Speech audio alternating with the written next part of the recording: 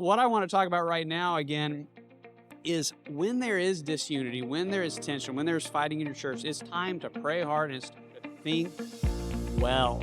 Pause, humble yourself before God, surround yourself with wise people, open the Bible, and think well.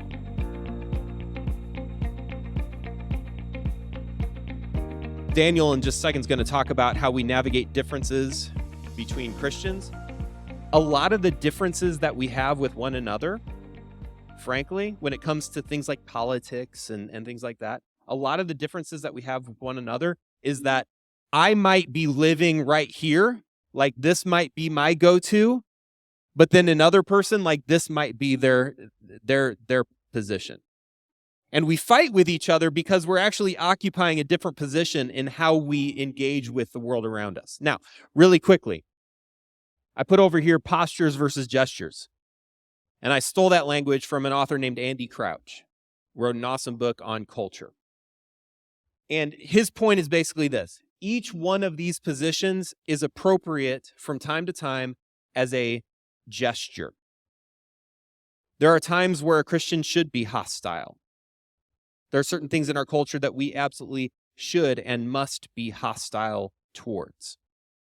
Not to get off on my hobby horse right now, but one thing that I find particularly troubling is when leaders in the church expect more public courage from their young people on certain cultural issues than they possess themselves.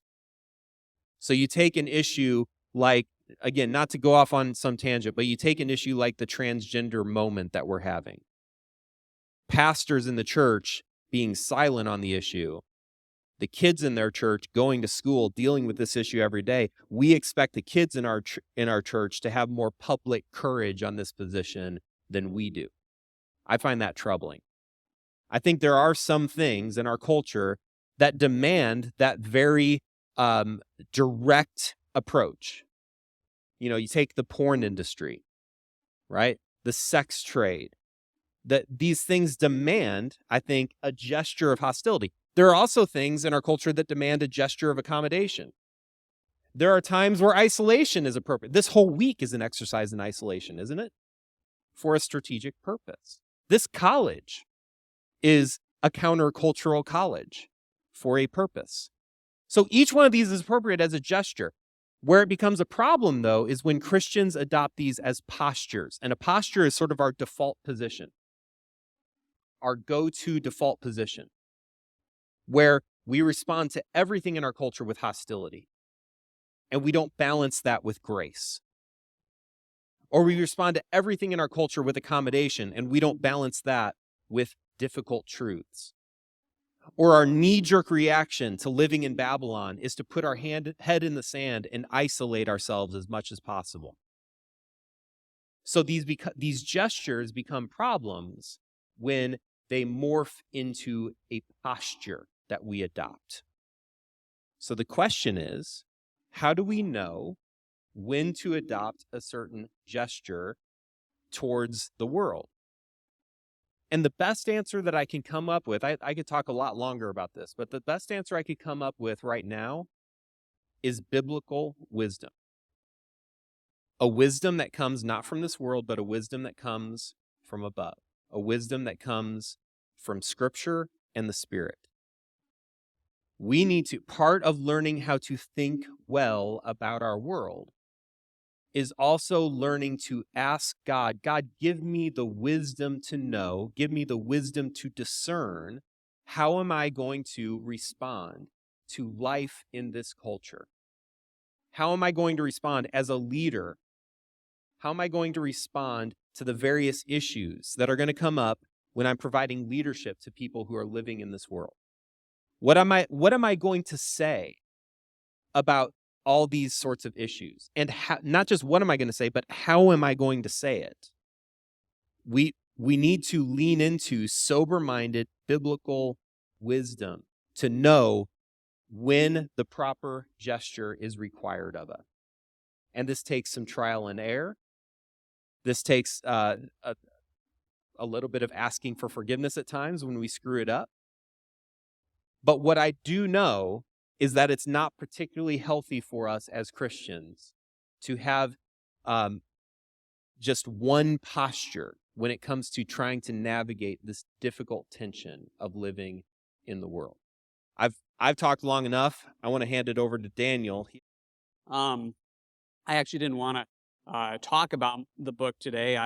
I wanted us to have maybe a dozen people come up and share testimonies of how it had just changed their life. But the book just came out, so nobody's read it, so that didn't work. But there's so Chad talked mainly about how Christians can think well about the culture out there, and I want to speak just a little bit on how Christians can think well when it comes to the church and relationships within the church. So there's a famous sculpture by a French sculptor named Auguste Rodin.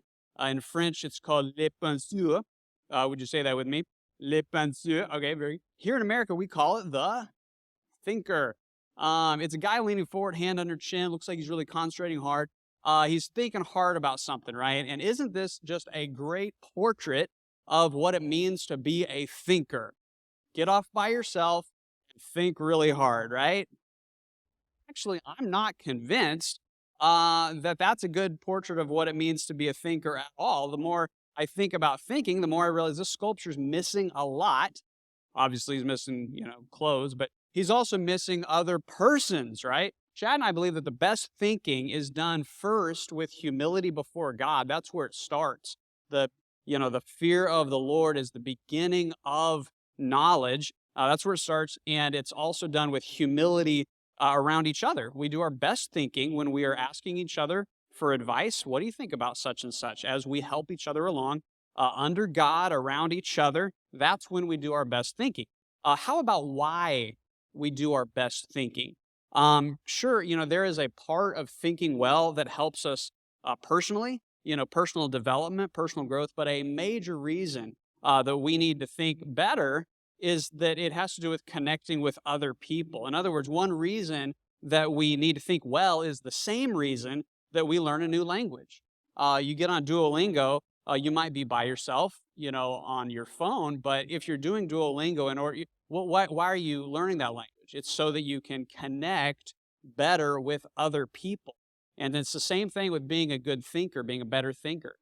Paul was a brilliant thinker. Now, obviously, that wasn't enough. He was a great thinker going exactly the wrong direction until Jesus came to him and got him going the right direction. But Paul was a great thinker. And so when Paul was in Athens, Paul could connect well with Epicureans and Stoics, with atheists and pantheists. Why? He had done a lot of thinking about their views, even reading and even memorizing from their poets. He was able to equally live in the Jewish world and the Gentile world. Now, if we rewind to the Old Testament, the prophet Daniel was absolutely brilliant. And he was just as able to connect with the Babylonian world as with his own Jewish world. It is so important that we think well in Babylon. Thinking well is like learning a new language so that you can build bridges to different types of people outside your church. But what I want to talk about right now is how thinking well can help us connect better with people in our own church. When there is disunity, fighting, tension in your church. What I want to talk about right now, again, is when there is disunity, when there is tension, when there's fighting in your church, it's time to pray hard and it's to think well. Pause, humble yourself before God, surround yourself with wise people, open the Bible, and think well. There's an article by a guy named Aaron Renn called The Three Worlds of Evangelicalism, and Aaron Renn describes 3 stages of how the church and the culture have gotten along with each other here in America, the 3 worlds of evangelicalism. And he says that first, there was the positive world where society had a basically positive view of Christianity that lasted until 1994. Then came the neutral world where society viewed Christianity neutrally, not that bad, not that great. That was from 1994 till 2014. But ever since 2014, we have been living in the negative world, he calls it, in which society largely has a negative view of Christianity. So increasing hostility out there and increasing hostility in here, in our churches. The fighting and the disunity within our churches that's a major reason why we need thoughtful, wise leaders who can connect well with people and can connect people with each other. Thoughtful, wise leaders who care passionately about unity in truth for the sake of the gospel. That's the restoration movement. Unity in truth for the sake of the gospel. So I want to tell you about two people who are going to make it hard. There are two people in your church who are going to make it harder on everybody, increasing the hostility within the church. And again, this is why we need thoughtful leaders. And here they are. First is a guy by the name of Heresy Hunter. First, let me just be very, very clear. There are heresies that do need to be hunted down. And we're also going to talk about our second person is going to be Tower Toppler, and there are some towers that will need to be toppled as well. But let me describe these two people, and I think you'll see that these two people are not caring much about unity in truth for the sake of the gospel. They're thinking about something else. And so let's start with heresy hunters. To them, basically everything is a heresy to be called out. They're so eager to spot progressivism that anything you do that's just a little out of the ordinary is automatically progressivism. Now, if anyone's read any of my articles on renew.org for any number of articles, I'm not a fan at all of progressivism. I believe it's a major problem in the churches today. But a heresy hunter is someone who sees heresies everywhere. So if you in your church, you try to, let's say, acknowledge that there has been racial injustice in our culture, then you're progressive.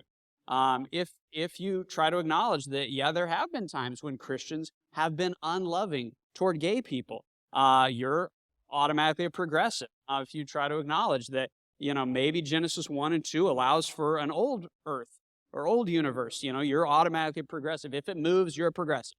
And here's something fascinating about heresy hunters is they are self-fulfilling prophets. Call everybody a progressive for long enough, it's going to make a lot of people say, forget this, these people are impossible to please, I'm just going to become a progressive. They create what they're looking for. Now again, some heresies, totally worth hunting, but these are people who are so eager to fight heresy and so impossible to please that they create heretics.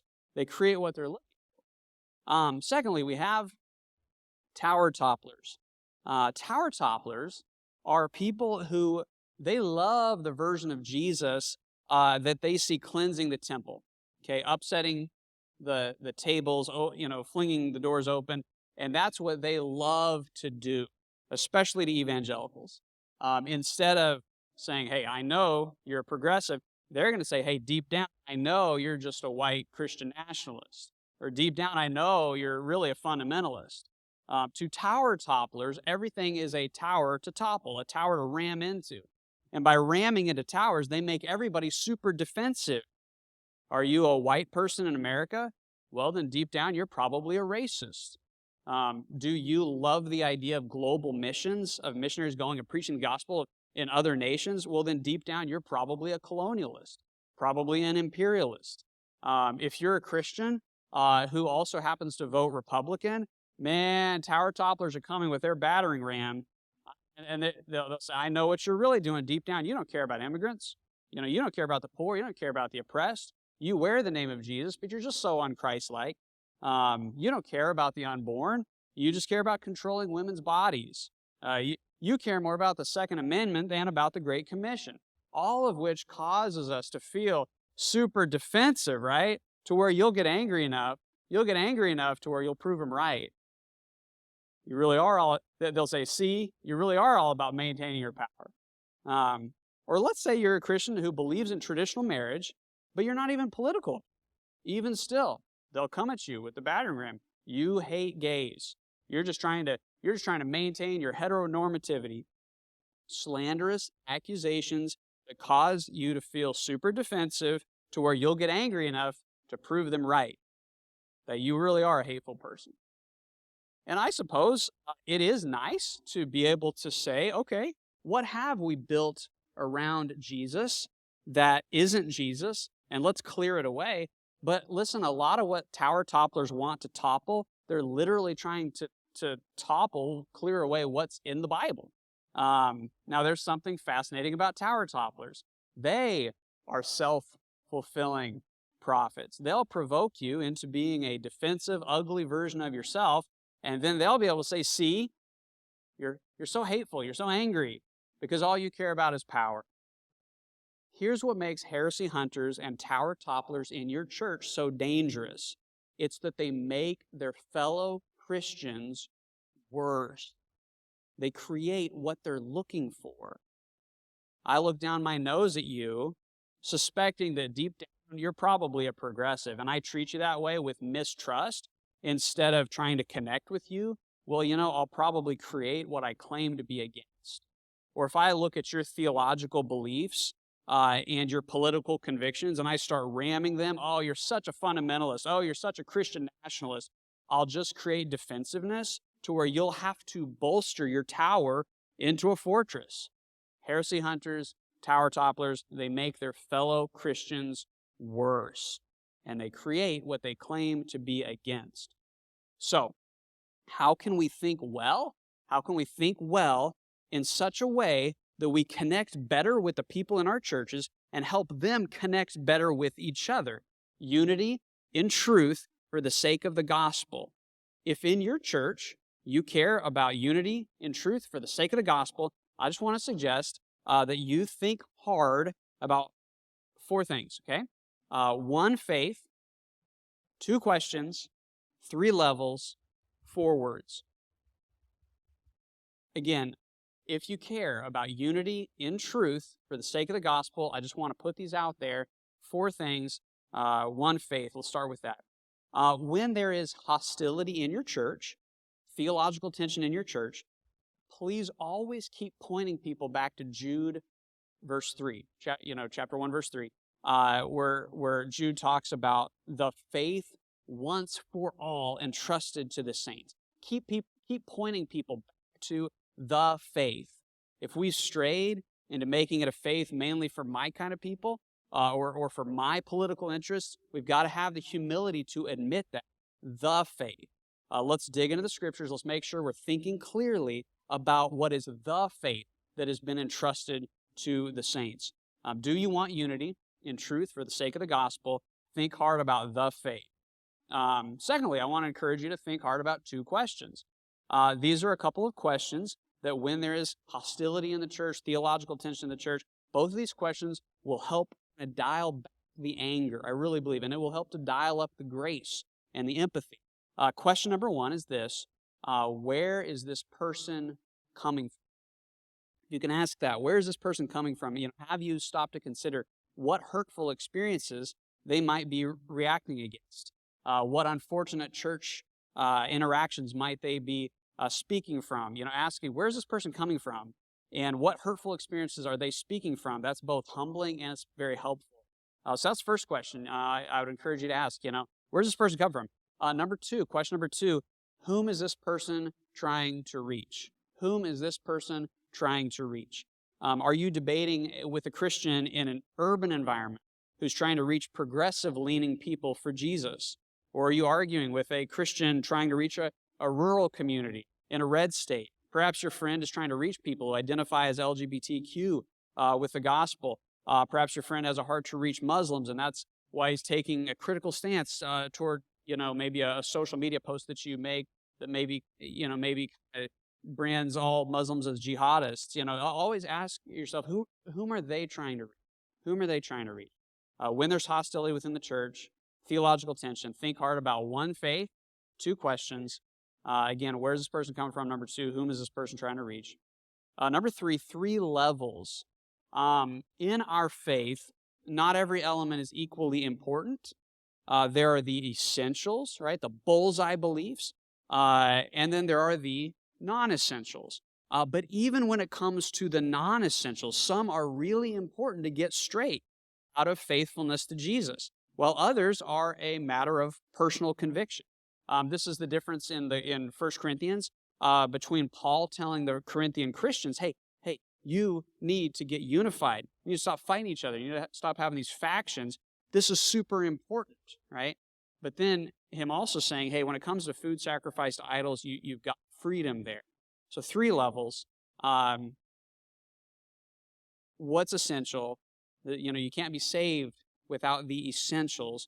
What's important? They don't save you, but you need to get them. You need to try to get them right. Faithfulness to Jesus. And what's personal? What's a personal element? Where we really have freedom, matters of personal conviction. When there's hostility in the church, theological tension in your church, think hard about 1, faith, 2, questions. Again, where are they coming from? Whom are they trying to reach? Number 3, what's essential? What's important?